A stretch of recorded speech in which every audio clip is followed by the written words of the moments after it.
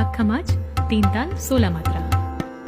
ग म नि ध प ध ग म प सा नि सा प नि ध म र प ग म ग रे सा नि सा म ग प म ग सा ग म प ग म प ध ग म प ध नि ध प ध नि सा रे ग म ग रे ग रे सा नि ध नि प सा नि ध प नि ध प म ग रे सा। कोयलिया कूक सुनावे, हाँ कोयलिया कूक सुनावे, हाँ कोयलिया कूक सुनावे। सखीरी में का बिरहा सतावे, उन बिन कछु न सुहावे। निसी अंधियारी कारी बिजली चमके जियरा मोरा डरवावे। हाँ कोयलिया कूक सुनावे।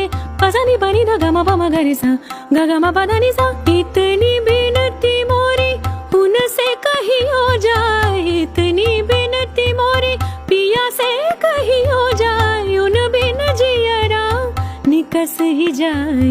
सनद कहत